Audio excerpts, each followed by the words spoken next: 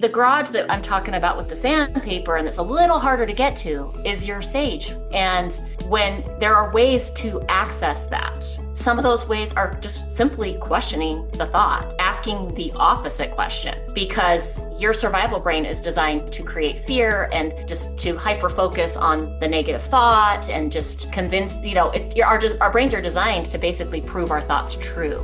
Hello, and welcome to the Private Practice Owners Club podcast. I'm Nathan Shields, and I'm excited to bring on a guest who is actually the wife of a previous guest who is also a physical therapy clinic owner, Karen Edwards, the lovely spouse of Stephen Edwards, who's been on the podcast a couple of times already. You might have heard about him or listened to those episodes in the past. But Karen Edwards was recently a guest speaker at our first ever conference that we had in September of 2024 for the Private Practice Owners Club. And she spoke about, and she is a coach on self-sabotage. And she's also a podcaster in that realm. So Karen, thank you for joining today. It's awesome to have you. My pleasure. Thank you for having me. Yeah, your presentation about self-sabotage got a ton of positive feedback. People devoured it, loved it. We should have had you on for another hour, maybe two, to go through this stuff because people want to learn what's making them tick, what's sabotaging them, especially as owners. Why am I staying in this rut? Why can't I get forward? But it was tremendous. It was great. And it was really, really nice to have someone outside of the industry speaking to us as well. And so that was really, really cool.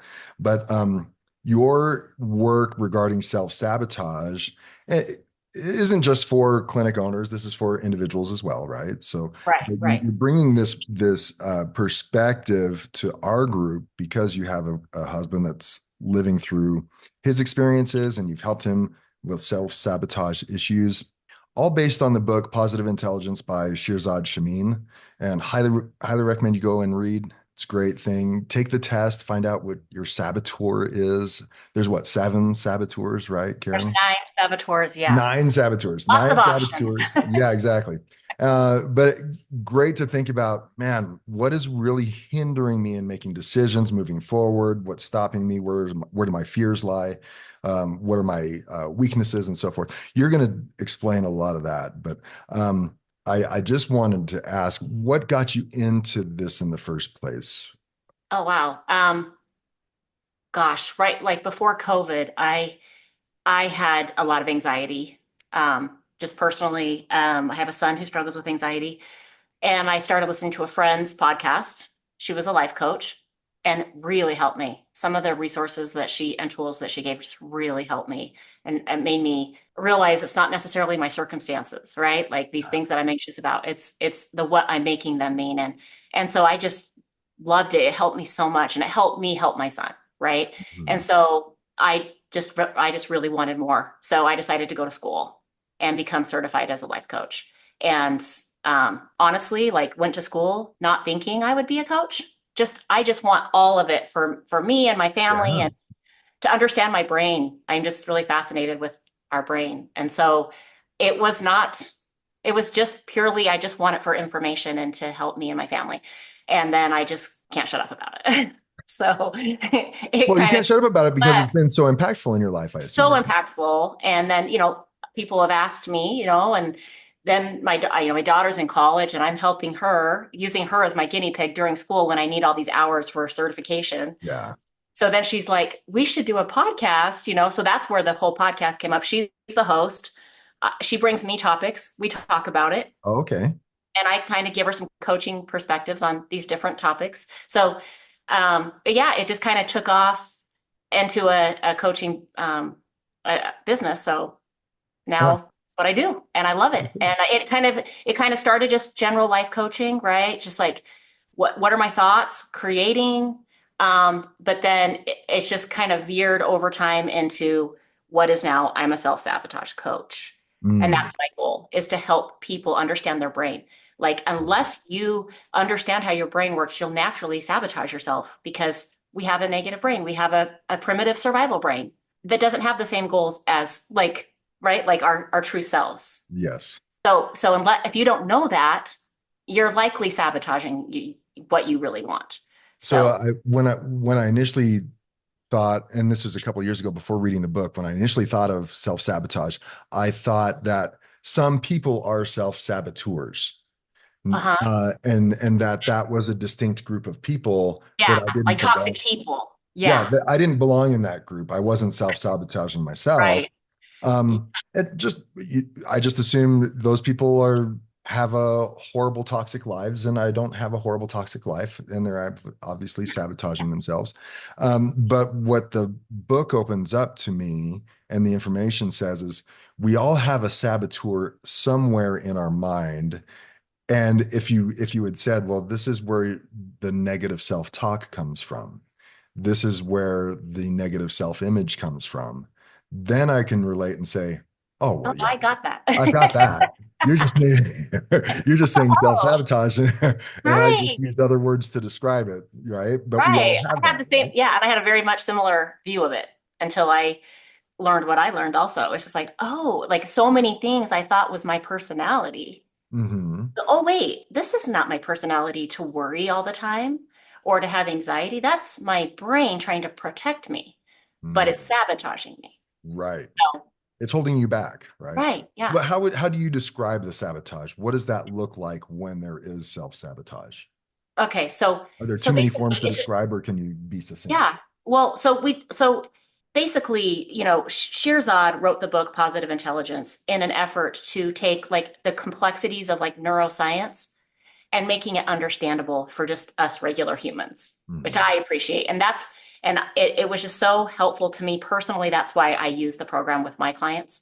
But it just makes it so that we understand our brains better without having to be a scientist. Okay. Okay. So it's like we have two brains, right? We have our higher brain, which involves our true self, right? And then we have like this protective brain of our bodies that's that's designed to always keep us kind of fearful. Like it's the tool is like fear. Mm. Okay. But we have another brain that's tool is like love and curiosity and gratitude So and all the one great. being more of like the monkey brain Yes, survival, just get exactly. fed and Yes. survive and don't die Yes. at all costs. And the other Yes. one being achieving, dreaming, and living a life that's beyond what I'm Yeah. currently Creating. Yes. creating. Sure. Yes. So Okay. good. Understood. So he just made a simple program to help you stay on top of that brain. Because if you aren't aware, if you don't have the awareness that we have this like survival primitive brain that's always trying to create fear and keep you safe. And we talk on my podcast a lot about, we just refer to that as keeping you in the cave, Okay. right? Back in Mhm. the cave, stop trying to live life and take risks, just go back in the cave. That's what it's designed to do. Play it safe. Play it safe. Exactly. Mhm. And so if you aren't aware of this brain, then like I also like to explain that brain is kind of like default, Mm. automatic. If you don't choose to use your higher brain, you will automatically default into that brain. And so people don't even Um, know that their whole lives are being run and decisions are being made by this saboteur brain. by the lesser of the two, right? Yeah. It's almost like you want to say that you're intentional about your thoughts and what you're doing, but if you're not being intentional about your thoughts and what you're doing and choosing one thing over another or one thought over another, you are defaulting to the lesser Yes. brain. Perfectly said. Okay. Perfectly said. And I've realized in my life, like, wow, that is so true. Like we think we're using our agency, but unless you're intentionally using your agency, you're not. If you And, and if you're not intentionally using your agency to do something higher, I mean, one thing, I right. mean, Yeah. obviously you have to eat to live, but Right. Yeah. But I'm don't worry, saying, your survival brain will make sure you eat because right. it's uncomfortable to be hungry. Yeah, exactly. I got you. Yeah. Before we go on too long, people might be screaming like, what is the name of your podcast? The name of our podcast is called IDK. Let's Mhm. ask my mom. So Okay. I don't know, let's ask my mom, but abbreviated. Okay, cool. Awesome. So, do you mind laying out the saboteurs that can affect us? Sure. And to be clear, each of us has some measure of each saboteur in our brain, correct? But Yep. some speak much more loudly than others. Yes. And Right. some show up at different areas of your life. Some might show up more with your family. Another saboteur might show up more at work, depending on Oh, your fears, right? okay.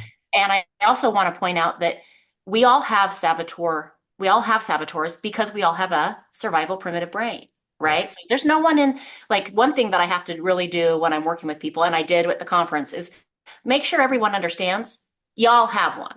There's no embarrassment here. This is not about your personality. This is just about how your brain is trying to keep you safe, right? And that's why I had everybody raise their hands, because I wanted everyone to see you're not alone. We're all human and we all have them. And your saboteurs over time developed based on, honestly, your gifts, right? Like it's just taking something that you're really good at. And like we in this program, we call your higher brain your sage. Yes. Okay. It's just a good word to help you remember. It's just another word for your higher brain, The prefrontal cortex. saboteurs and the sage. Yeah, Saboteurs, lesser saboteurs and the sage, the brain, two sage, opposite higher brains. brain. Okay, yeah. And everybody's like, we all were born with different talents, gifts, sensitivities, and our survival brain recognized, oh, you're a very caring person. You're so empathetic. Let's abuse that, add fear to it, and now we got a saboteur. Oh, So your saboteur, although it is negatively affecting you and causing you to saboteur yourself, or saboteur yourself, it is also showing you what your gifts are. And my goal as a coach is to help people get back to the gift of and create from there, not go to abuse of the gift. hmm. That's kind of a lot of Yes, work. understood. Anyway, to answer your question, so the different areas that we sabotage are avoider, controller, hyperachiever, hyper rational, hyper vigilant, pleaser, stickler, restless, and victim. And, we had like in the conference, we all took the test and your results come back where they're all listed, but it tells you like which is your top, which is your second. And I've been doing this for a while and I've coached a lot of people and I've never had someone say that's not true. Hmm. Yeah. Like everybody's results, like the way the test is set up yeah, that's the people are always like, yeah. Yeah. In our group, I remember the larger of the groups that separated themselves was the hyperachiever, if I remember correctly, Mhm. and the was restless a big one. I think restless was a big one. Avoider was a big one, Avoider was a big one. which is And interesting just because of the whole what we're there for, right? Business owners. these are all business owners, That right? was very telling. Yeah, Yeah, so you kind of expect the hyperachiever. for sure. The restless was a little bit interesting, but when it was described to me, these are people with a ton of ideas that their mind's going nonstop. Okay, entrepreneurial mindset. For sure. Avoider was interesting that it showed up so much, right? Yeah, yeah, Amongst yeah. a group of small business owners. Yeah, yeah. But again, the gift of an avoider is like very easygoing, even kill, flexible person. Someone who likes just peace, right? It sounds like a physical therapist. Yeah, right. Like I just want to create like right, like someone easygoing, right? Like you go Yeah, to physical therapy. Why is the physical therapist always so chill? they're Right? totally Like chill. so like just calm. Like Yeah. I've been going for my shoulder and I'm like, I always leave just being like, love these people. They're so Yeah. positive, right? So that's the underlying strength of an avoider. It's just that your brain, your primitive brain added fear to that gift. Now I won't be able to survive if I don't feel that peace. So when a Hmm. problem arises, I gotta pretend it's not here because Yeah. right? It's like no growth. I just want to stay in the cave. Mhm. Which is hard to do if you're going to have a small business. If you're going to own a small business, it's really hard to stay in the cave and be comfortable Right. because that's not what small business is about. Right, right. Exactly right. But Yeah. but also why might a avoider choose to be a business owner? Someone who tends to avoid is because the underlying gift is I want to give people peace, Oh, right? interesting. Like I want people to have an easygoing, comfortable life and get this injury figured out. You Hmm. want to give that to other people. That's your strength. But then your brain sabotages that by adding fear to it. And now I avoid hard conversations, hard decisions. Yeah. And that does not go with being a business owner, No. right? No. Because if you want to be a business owner, you're going to be uncomfortable. No. And Yeah. so it's like, and that's okay. You just have to learn to develop your tolerance of discomfort. And it kind of starts with recognizing it. Well, how would someone recognize that the saboteur is now coming forward? Well, so first, the first step is to maybe take that assessment and just get some awareness around it. And this was, Where would people find the assessment? Is it, oh, you know what? Maybe we can even post it if you of somewhere course, where you have this, but I'd love it to see is, it. you could just Google, honestly, saboteur assessment or Mm, positive intelligence assessment. It will pop right up. right. And maybe we can add a link somewhere. I'll put the Uh, link in there because not everyone knows how to spell saboteur. So, yeah. It's a word I use every day, so I forget that it's kind of a weird word. yeah. But yeah, like for my husband, for example, right? Like he didn't know that his brain was doing this, and he couldn't figure out why can't I get past or handle these, get to the next step, or Okay. right, like make Yeah. these So hard there's a decisions. feeling of being stuck. Oh yeah, Is that yeah, a lot of it? oh yeah. Does anxiety and stress show up in these Yeah, situations? because because you're avoiding, you're not addressing, and then Yeah. that problem grows. Yeah. And you're like, and we're like, and as bigger as that gets, you aren't able to put your finger on the problem Mm.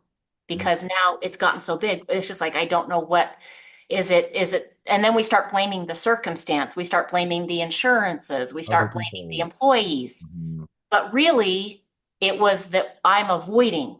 So is that avoiding situation specific to the avoider, or is that typical across the saboteurs that, I mean, is there a general sense across the saboteurs where anyone when any of those saboteurs shows up, they're going to be in a state of what, fear, anger, Yeah. reaching out or Yeah. harming other people or themselves or Well, I think like fear and anxiety is probably an underlying theme through for all the all nine? saboteur, Oh, okay, yes. but avoiding is specific to the avoider. Like Right. I personally, not to be share too much, but my top saboteur is hypervigilant. Mhm. So that would make sense, right? When I shared how I got into life coaching was anxiety. Mhm. And so that made a lot of sense when I did this and realized, oh, my top way that my brain's trying to keep me safe is convincing me that I should worry. And Oh, so, and our saboteur brain is making us a lot of promises. If you avoid, you'll feel peace. if you're hyper vigilant. If I'm hypervigilant, that I'll be able to feel peace because I'll be able to stop bad things from happening in the Oh, future. yeah. And it I'm going was to keep really people from interesting. making bad decisions and Right. Yeah. Or just, yeah, control just, my yeah. every circumstance around me, Yeah. which Just is like I can interesting. preempt anything bad if I worry, which is just absolutely not true. But when you realize the saboteur is basically saying, worry, because then you can prevent things and feel peace. And as I've learned, when did I feel peace? I'm 51. I've never it never delivered that to me. And I never prevented anything. But it gives me little breadcrumbs here and there to make me think that it's serving me. But it's actually, you're the problem. Like Right. the worry is the problem. Mhm. And so it's like I never actually get what it's promising me. And it's the same with the avoider. Like Right. I'm telling you, if you just avoid this, you can get back to peace. And Mhm. just, it shows up in your relationships. I mean, we're talking about business, right? Business owners and how it shows up in your business, but this is also happening in your relationships. My husband was like, it was really helpful for us to do this and realize I'm a hypervigilant. So I want to talk about everything. I am not an avoider. Like you kind of asked, did the avoider kind of show up? No, like I want to address everything and at all times. Yeah. And I think a lot of wives are like that, to be honest. Mm. And it was just kind of helpful for me to see that he really thinks that he's helping me when he wants to avoid this conversation. Now, is that his saboteur? It's one of his. I don't think it's Okay. his top. It's not stop. Okay, It's but one of it's one it's a it's up there strong in the one. top three. And it's just been interesting to see his saboteurs promising him, hey, if you kind of just ignore this conversation or this uncomfortable topic, she won't feel any, it won't grow for her and it will go and she'll feel peace. And it might eventually go away. Like it might Yes. resolve itself and she'll never have to know about it and they Yeah, can and I get on did with her it. the biggest favor ever by not talking to her about it. She didn't have to feel all that. And Yeah. that's not how it works because Right. then my anxiety grew because I'm Mhm. not heard. And like it never went away. I got more fear. Mhm. So it was just really interesting to see how, and this is true for business too, our saboteurs kind of like sometimes you just realize, wow, that was my saboteur and your saboteur in that whole um, interaction. It Mhm. wasn't my true self or your true self. Yeah. And It was both of our fears colliding. there's a fine line there. Maybe it's not so fine, but I know mine is hyperachiever, Mhm. right? And so I was always judging myself, like, am I producing? Am I achieving? Am I gaining more? In and of itself, that's not a bad thing, For right? sure. But what I've experienced in the last 5 years after selling my practice is now I don't have something to really cling on to say that I produced that or I achieved blank. Thus, my self-worth like takes a hit. Like if It's I'm not producing and if I'm not doing, then what worth am I as an so, wow, that is so good to see, right? Not yeah. fun, but it good to it's not see. easy and It's those not thoughts easy to haven't gone admit that. away. And Right. I'm still working on it, but I know that's there. Yeah. And I know that my self-worth is not tied to what I produce or achieve. So good. And you're I going to have to have to talk remind my yourself that. You're going yeah, to have to remind yourself a lot, right? You have to all the retrain your, time. yeah. And All the time. I love what you're saying. Like, it's not bad in itself. Like, all we're doing, all we want here is we want to achieve. Right. Achieve is amazing. Also, that's the name of my husband's business. So yay. Yay. But achieving is not a problem. A hyperachiever is a driven, goal-oriented, self-directed person. That is amazing and beautiful, and that is a gift that you were given. Right. Your survival brain took it and added fear to it. Right. So for you, it's like we just got to take the hyper part off. And the Right. hyper part is my worth is tied to this. Yes. Instead of I love to be a physical therapy owner, I love what I do. It's separating like my worth never changes. I just get to experience new things. Right.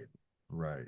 So Yeah. that's so Well, good. And I think like there's a reason why when we did this conference that physical therapy owners, there was a lot of hyperachievers.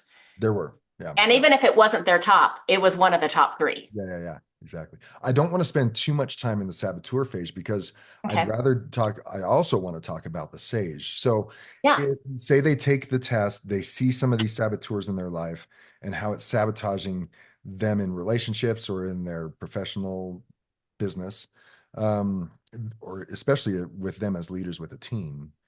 Uh, how do then you bring forth the sage to Okay. overcome some of these saboteurs? Yeah. So the way neuroscience is just amazing that they've been able to see how we can access that part of our brain more. It's like literally a part of our brain that we have access to. It feels more for some reason. I think I explained it in the conference as like you have two garages in your home. Let's say you're one of those people that have two garages. And one is really easy to go to because it's just like straight out the back door. And like, there's Mhm, the garage. And then there's one that you have to kind of go through the laundry room, and then there's a side door. mhm. And they both have tools, different tools. So, like in one garage, we have like hammers and shovels, and in the other garage, we have like my husband's woodworking, like sandpaper and like woodworking tools that we don't use all the time. So we just get so used to going for the hammer, Right. right? So it's just like I tried to relate that to physical therapy owners. It's like we keep going to the easy answer, but really, like maybe you didn't need a hammer. Maybe you needed sandpaper Mm. or, a different tool, but we forget that we have agency and but it might take a little more work to go down the laundry room to get out to the other garage. Right. And so it's just because we have bodies that need to be protected and there are dangers in the world, that survival part of our brain is important, right? Put on your seatbelt. Remember to stop at the stop sign. It is important, but it's not the kind of brain we need for um building our Relationships, relationships, right? Like it's decision not making always for a the answer. business. Right. Those aren't Yes. always the answer for Yeah, higher the level hammer is thinking. not always the answer. Right, right, And right. so the garage that I'm talking about with the sandpaper and it's a little harder to get to is your sage. And when there are ways to access that, um, some of those ways are just simply questioning the thought, asking the opposite question, because your survival brain is designed to create fear and just to hyper focus on the negative thought and just convince, it's our brains are designed to basically prove our thoughts true. So Mhm. it does matter what you're thinking. Yeah, Like some people are like, it doesn't matter. It's just a thought. Like you're actually believing it. The more you think it, the deeper that thought gets in your brain, and it's harder to see anything else. And that's, right. that's confirmation bias when we just already think like it's just true to us because our Right. brain just Yeah, made it concrete. exactly. Yeah. And in the physical therapy space, not to speak for OT speech and whatever, but there's a common theme that there are declining reimbursements. That's statistically true, but you could go forward and say insurances aren't going to pay you anymore. Why bother? I've kind of felt that way myself. Oh yeah. But there are plenty of people that are renegotiating contracts and getting higher reimbursement rates. They're finding ways to collect more revenue. They're adding this or dropping an insurance to avoid that and get a higher profit margin anyways. Um, Yeah. Yeah. but that I think that's just an example of um, we tell ourselves the declining reimbursement rate is killing us and da da da. And if Yeah. you stop there and just accept the thought without questioning it, and I think that's what we're talking about here, the sage Yep. would question that and say, well, is that true? Or what Gotcha. can we do to Yeah. increase? What else? What What else else? can we do? Instead of just taking a thought of like, we're screwed. Insurances don't reimburse. We can't make, like, I think we can't make money in physical therapy, Mhm. right? Then your brain is like, okay, if that's what is that the thought? Okay, because I'm going to prove it true to you. And your brain will block out any evidence that it isn't true, right? It's just, our brains are designed to save energy and just go, okay, let's go with that thought. What's the And it will easiest just thing? kind of keep you, like, it will become a fact to you. Like, the more you think a thought, it's going to eventually become a belief, and our Mhm. beliefs create our reality. So to someone who is thinking I can't make money in physical therapy, it's like fact, fact. It's going to happen. Yeah. And so I love what you said. It's just like, yeah, one way to get to the sage is to question it or say, sometimes for me, I ask my brain the exact opposite. How have some people made money in physical therapy? Right. It's like that throws your survival brain off. It's like, what? And Well, it's they like, must be wait, doing something right to be surviving and flourishing yeah, like they are. Maybe I yeah. need to learn some new skills Yeah, or and I different and I, and ways. you said like some physical therapy owners have found new revenue, right? New ways. Like my husband has found other ways to bring in more revenue, and that is being able to think outside the box to come up with new ideas. That is a sage power, a sage tool in that garage, and that's called innovate. It's being able to just be innovative and throw out tons of ideas and recognizing that your brain's going to try to judge those harshly, and it's okay. It's like you can make it a game. Like, how many ideas can I come up with, and then maybe one will actually move me to something. Hmm. It's Yeah. like being aware that like your saboteur brain is going to judge and always show the negative first, Right.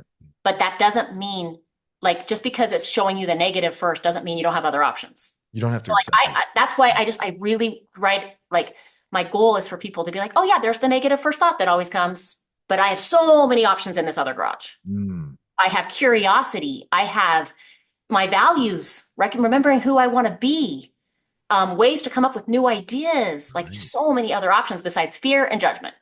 You so there I think Steve actually shared a story on the one of his podcast episodes where he was worried about the clinic like dissolving, going bankrupt. And you took a different tact. It wasn't asking the opposite. It was, so what would happen Yeah. then? Like So if worst case scenario. we're like, yeah, the worst case scenario. Like what's the absolute worst case scenario that will happen if that is true? What's the absolute worst case scenario? Because rarely do we think about the worst case scenario, but we don't look past it. We actually don't open that door and look at what's Yeah, behind the door. like look at it in its face. And what you are seeing when you open the door, is that truly scary? Is that earth Yeah, shaking? Is it yeah. horrible? Is it exactly what you're imagining? Is it, are your emotions telling you the same thing, right? When you actually see it at its face. And that was a different tact. Is that another way to maybe access the sage, or just Yeah. tell your saboteur that you're a liar? Well, yeah, yeah. And it will see, this is very common for some people who have hypervigilant saboteur like me, Okay. who tends like that, whatever's behind the door is super scary, super scary. But like when I go and open it, it might still be scary. It still might be a circumstance that I don't enjoy. But then I just say, like, how will I be able to handle it? Or can I handle it? What will I do? And once I show myself that that might not be the funnest thing, but that's part of life. We all have circumstances that are not perfect. People get sick, people lose jobs, we have failures. But when you can go, what will I do and what will be my game plan? And you're like, oh, wow, it's just so much not as scary as I thought. And this is exactly what happened with the story I think that my husband shared. And I remember this exact thing because we were in the kitchen. Mhm. And we had, and he was at that point where I'm like, I'm done avoiding. I'm going to look at this, right? Like I can't just keep every time I want to grow and I get to that place where I don't know, I just go back to treating. I'm Mhm. going to go back to what I know. And I think that his hyperachiever played into that because like again, there's this tangible thing that I can see that I'm doing that's adding value. So treating a patient I can see the tangible evidence that this person feels better makes my hyperachiever feel like my worth is still good. And so it for him it was like avoider hyperachiever. It's like I want to grow my business, but then I see that like there's these obstacles and I don't know quite how to navigate those obstacles. So he would just go back to comfort, which is what our survival brain is always trying to put us back into the comfortable place Mhm. of just treating patients. But like that makes you feel good in the minute because in that moment because you see that patient getting better, but that's not growing your business. Right. And so we were in the kitchen and we were talking about we got to the place where these insurances do not reimburse. Like to the point that this is just not okay. Like Just like to we have to give take a people some, stand just yeah. for physical therapy in general. Not just that it's not paying us money, but like it's offensive. Yeah, I have to give people context. I want to say, Okay. so people understand, I know your story because I was coaching them through it. I want to say the reimbursement rate was literally like $46 a visit. Yeah. Horrific. And this Horrific. was a large part of his patient population. It wasn't a small part. Yeah, It yeah, was he a had a decent lot of size. patients. Like it looks very successful when you're just like there in the office, lots of patients, Yeah. but the reimbursement was offensive.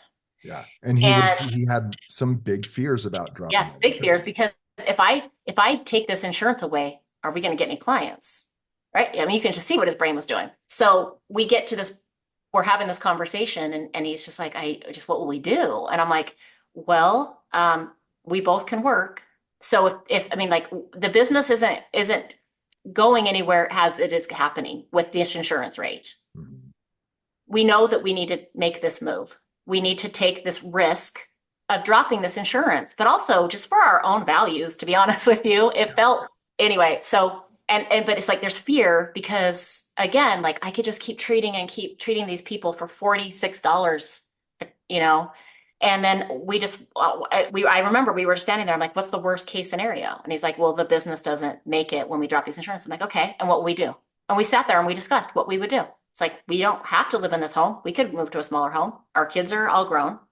We both can work. You still have a physical therapy license, you know, like it might not be our perfect scenario, but we will definitely survive. We'll definitely be able to figure this out. And when we saw that, like, we were both on the same team and we're both willing to handle whatever, we were like, okay, it's not so scary anymore. We're Mhm. doing this. Yeah. We Yeah. And opened the it door. might be a blow to Yeah. my ego that this one thing, and like that might be part of my story as I talk to people. I started a business and it failed. Okay, at least I made the decisions that I thought were right for it, and that doesn't have to define me. But am I okay with that? Right? Will that be okay if I did have to go to work a 9 to 5 again Yeah. as a staff Yeah. PT, right? Yeah. And that's the question it comes down to. There, one of the more popular TED Talks by Tim Ferriss is called Fear Setting. And it was exactly this. And that is, as you're making a decision, he wanted to go to Europe. He was a business owner, wanted to go to Europe for a few months and have nothing to do with his business. And so he wrote down all of his fears that would keep him from doing that. What's going to happen to the business Yeah. while I'm gone? And then the goals were like, okay, well, I just need to address that fear. Yeah. Yeah. And worst case scenario, it comes to pass. How are we going to address if that worst fear comes to pass? And just put the plans out there in place. And lo and behold, most of the fears never came to fruition. And that is the Right. seriously, that is how it works. And it's hard to like explain, but when we were able to eliminate the fears because we were okay with like if worst case scenario happened and we have a game plan. So we eliminated the fear. And you'd be so surprised once you eliminate the fear, you'll make it happen. Right. You now have access. Once we got the saboteurs and like the fear under control, your sage has so many tools that you will make it happen. And and this goes for like anything, not just in business, right? Like I'm always dealing with like once you take care of the fear, you'll be surprised how fast you will accomplish what you want because everything is just more productive and you're using your skills to like a total different level because once you take the fear and the way that it exhausts you and stresses you out, you're able to perform just so much better. Well, like you said, it brings tools of innovation. It brings tools of creativity to address the issue that you're actually talking about, right? So Exactly. once he got past that fear of dropping the insurance and finally did it, I can tell you, I was his coach at the time, and his mindset and his vocabulary were totally different because he had made the decision. He'd sent in the letter, I'm dropping this insurance.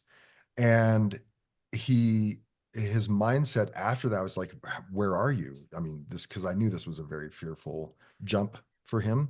He's like, you know what, I'm doing it and I'm going on faith, and if it doesn't work out, that's fine, I'll keep moving forward. Figure it But I out. haven't, but he had a plan in place behind that. So it wasn't just stepping off the ledge. He had a Right. plan. I'm going to do this kind of marketing, and these are my goals with that marketing strategy, and these are the number of people I need to hit. These are the financial projections that I have behind it.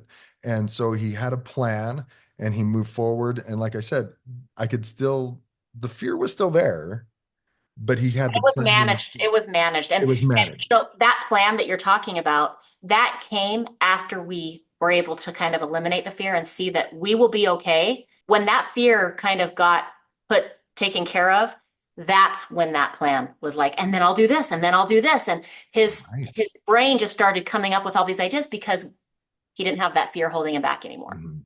Do you do you see him from your perspective as the spouse? Do you see him as a different leader and business owner today than he was 3 or 4 Totally, years ago? totally What's different. the difference? So I'm seeing like a lot more okay, number one, he doesn't avoid. He just dives right in. He had a challenging something happen just with some employees. It was challenging. It made him a little uncomfortable. Like he doesn't like being rough or the bad Yeah. guy. I want Yeah. to be Yeah. likable. It goes with That's a physical therapist. yeah. It's a therapist thing. We want to be liked by everybody. We want to Yes. play the nice guy. So it's Yes. hard to confront and it's so hard to Yeah. address. But I see what you're talking about. Yes. But he's found out that like handling and having a hard conversation so that people don't continue to be dragged down by this issue is at being a nice guy. And I think he looks at confronting things as being the nice guy. He's changed the definition of what a nice guy does. A nice guy doesn't ignore someone and invalidate their feelings, right? So he would come home and just tell me, he's like, yeah, so we all had a meeting and I'm like, he's just way more assertive, way more just taking care of things as they pop up, Decisive. just very decisive, very confident, very decisive. And Mhm. just really like he's always just kind of knows what he's doing next. He's, creating his systems Mhm. and it's just for me, it's just I can just tell that he has more access to his sage. He knows how to get himself there. And it doesn't mean that his saboteurs don't pop up. They do. We're always getting triggered back to old habits. but he definitely knows how to get himself out. And you had to ask, how do we get up to our sage more? How does he do that? Well, questioning our thoughts was the first one, but meditation is a big one. Yes. Big one.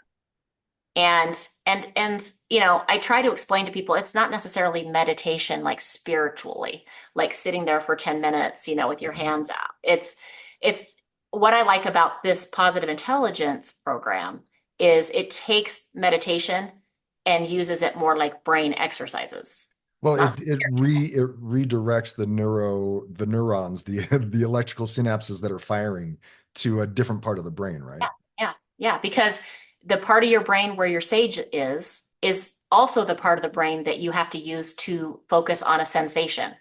So, Mm. like if you're really tasting your drink right now or whatever, you have to use that part of your brain. And so, neuroscience has kind of figured this out. It's not like it's this magic thing when you meditate. You're just meditation requires that part of your brain. So, if you can meditate a little bit every day, you're into that brain where those tools are in that garage that are Mm. going to be easier to apply.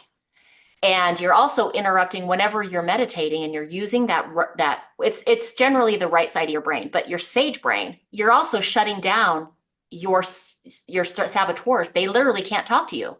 So I try to do like every few hours, I'll do a 2-minute meditation. And what I've noticed over doing this for years is my saboteurs can't get momentum on me, Mm. right? Like it's just like it comes. Everybody's survival brain. But You you're can't short shut it circuiting down. them You as they can't come just not up. have one. Yeah.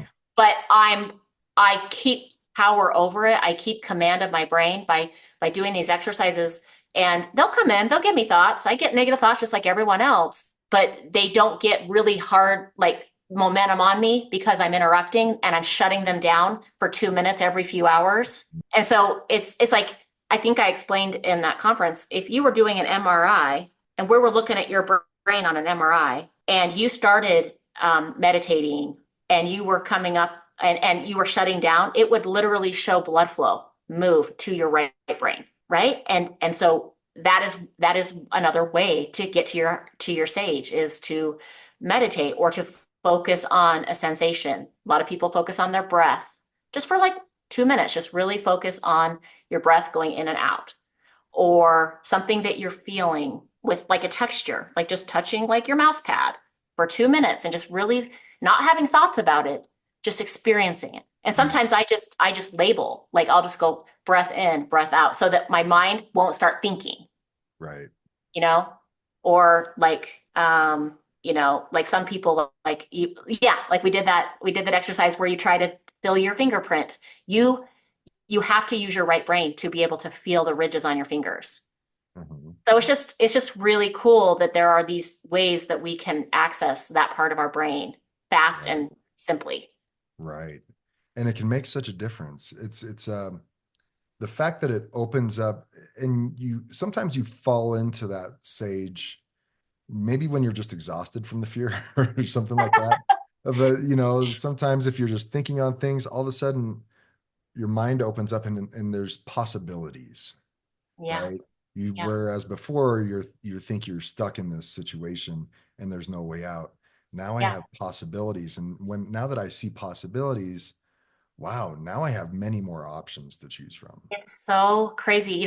This is kind of random, but like my son struggles with anxiety. Is very black and white thinking. He has ADHD. And one time we were going to Florida to go to me and him for his birthday. We're going to, I think Steve had a business thing. And so we went to Universal Mhm. and he was just having a bad day. And his brain just loves to show him the negatives. Like he has a very strong survival brain. I think it's Sure. ADHD. And sometimes that is the case is your survival brain is extra convincing. And he was just upset. We're on the plane, and I'm like, how are you so grumpy? We are on a plane to go to Universal.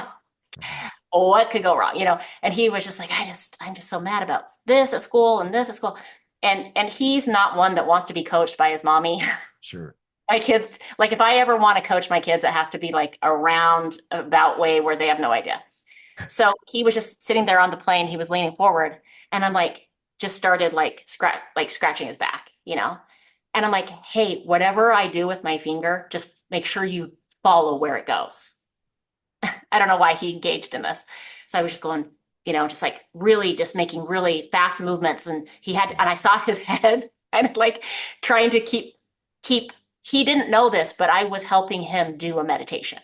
Oh yeah, Okay. because the focus was on the Yep. sensation. Because I was making such fast movements with my finger that he had to like keep up. And he also feeling that sensation on his back. And I did that for like 5 minutes. And then I just stopped. And then he just was so calm. And he's like, what rides are we going to do? It was so cool because it was like he didn't know, I knew, and it was just so cool to see it's real and it happens and he has no idea. He just knows that he felt better and Mhm. and was able to get out of that brain and be able to Right. start seeing like, wait, what rides are we going to do? Are we going to the Harry Potter place? Are we going to get butterbeer? It's just like all the conversation changed. All the possibilities came forth, Yeah. right? Yeah. Well, So I oh, mean, it's amazing. anyway, so yeah, So cool. If people wanted to reach out to you, if they had questions, are you on socials? Do you reach out yeah, and talk to so people I occasionally? do have an Instagram. It's KarenEdwards.coaching. Okay. If you wanted to contact, you can DM me. I have a website, KarenEdwardsCoaching.com. I do one-on-one coaching and I do group coaching. Hmm. I love to take people through the whole program. In fact, most of my one-on-one clients, we first do this positive intelligence program because learning mindfulness, which is what basically the program, if we're going to just like label it, it's a Yeah, mindfulness program. It's sure. teaching how to build a muscle in your brain so that you have more access to your higher brain. It's Right. like a self-command muscle. And over time of using your right brain, your sage, it becomes more natural Mm, to use that part of your brain. It doesn't take as much work to get to that garage mm, eventually. mm. So most of my clients, we do the program for the first like 6 weeks. It's also coaching, but it, and I think this is why Steve was so um, open and coachable, is because he knew his saboteurs by the time, that he went to you. And so Right. you had to do less convincing of your habits or sabotaging you, right? Exactly. Yeah. So Yeah. if you're able to understand your brain and the habits that you have, coaching is way more effective. Right. And you also said you do it with groups. Do you do it, say, with like an owner and their leadership team? I Yeah, yeah, think you did it with Steve and his yeah. I leadership did it team, with did you not? his PTs, Yeah. What was his the actually his response? whole staff. Yeah, Yeah. What was their response? they loved it. Of course. Like I told you, I've been going in for my shoulder, and the therapist that's treating me, me and her, she'll bring up. It was a few years ago.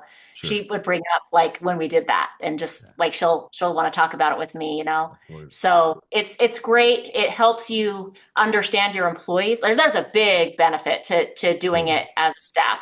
Right. Um, you'd have to make sure they want to because you do get a little vulnerable, but you Right. have to just like whenever I do a group, we make sure that this is confidential. Everything that's said in the group is confidential. We don't share outside of the group what anyone has shared. Mhm. But it helped my husband understand his employees better. It's Oh, like, oh, she struggles with pleasing.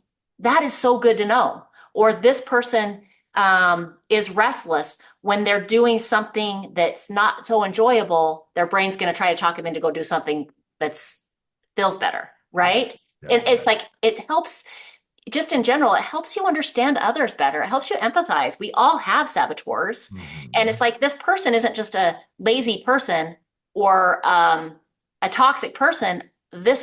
Once you understand they have a saboteur that's trying to help them feel safe, you Hmm. start being a lot more understanding and tolerant Right. and also find ways to better communicate maybe with that person. Right. Exactly. So lots of benefits as far as like I've had families do it together. Oh, how cool. Yeah. Interesting. Yeah. Yeah. So just Yeah. like people who want to just understand their family better and like Yeah. it's good. So cool. Well, thank you so much for taking some time to explain it to us, help us understand ourselves a little bit better, our brains and how they work. Um, like I said, I witnessed this transformation in your husband, and and it was great for him, especially as a leader, as a business owner. And, I'm sure it's helped relationships along the way as well. So is there anything else you want to say before we wrap up? One thing I just want to point out is, after coaching and like all the work you've done with my husband and and being able to be more confident, right? Be more decisive, being able to have hard conversations. The other thing that I'm seeing is he's able to enjoy his practice so much more. He's actually enjoying it, even though it does have challenges. Even things pop up every day, there's a problem, but he's enjoying it. And that's the whole point. That's why we all wanted to do it. We wanted to be able to enjoy what we do for a living. Right. And being in his sage more helps him just enjoy it on a daily basis with the challenges included. Hmm. So much more Absolutely. rewarding. Yeah. Oh, yeah. I mean, it's more than just overcoming. Now he Yeah. can thrive, if you will. Yeah. Yeah. And some of the circumstances have not changed, right? Same His circumstances, thinking right? has. Yes. His thinking has. And that's what helps us enjoy things. Joy does not come from our circumstances. It comes from what we make them mean and Hmm. the way we think. And Right. we don't need everything to be perfect all the time to be able to enjoy what we do. Right. Oh, I So love it. Great insight. Thank you so much for sharing. I really thank appreciate it. you.